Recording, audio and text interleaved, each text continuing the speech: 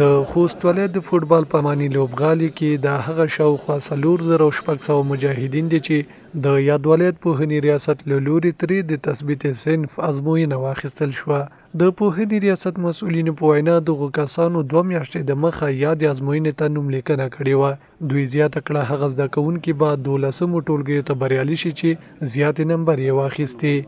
الحمدلله نن ورځ د 4,600 شاوخوا مجاهدینو څخه د تثبیت صنف ازموینه واخیستل کیږي.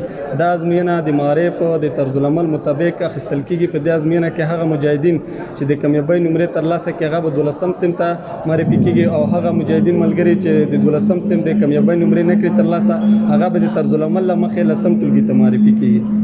چې عمرونه لوړ دي هغه شپې رسېدي چې عمرونه کم دي هغه ورځې رسېدي د منظم درسونه یایي 25% حاضري لري. هغه نه وروسته بیا د په سرانه ازموینه کې چې کله ګډون وکړي کله کامیاب شي بیا د فارغېږي د 12م شهادتونه به ورکوي. هغه کسان چې ناکام شي د وزارت طرز العمل دا دی چې هغه یو سم تنزیل یعنی په 11م کې امتحان ورکړی هغه لسم ترتیب په هغې کې تثبیتي بیله مکاتبو ته چې کومې مکاتبو ته د رسیدګي کړای شي که خصوصي مکاتب دي موږ سره هغه ثبت دي هغې ته هم تلای شي او دولتي مکاتبو ته هم.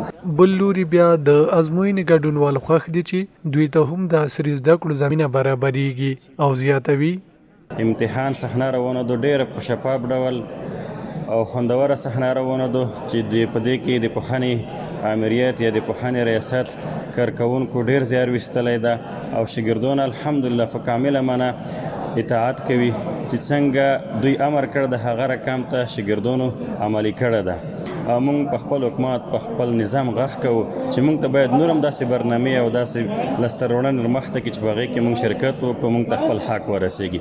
الحمدلله موږ ډېر خوشحاله یو د شل کله کېږي چې موږ مجاهدین ورونه اکثره محرومه دي تعلیماتو نه پته لسم 12م پرې نه لسم 11م پرې درسونه یلي وو 12م ته نه ورسېدلی. اوس الحمدلله د خپلو مشرانو شفقت دی په موږ باندې چې موږ ته دا کوم هغه فعال کړه چې اوس انشاءالله 12م ته امتحانونه ورکوو. د اصلي علوم ته هم ضرورت موږ لرو چې د نظام په حیثیت موږ اصلي علوم هم حاصل کړو.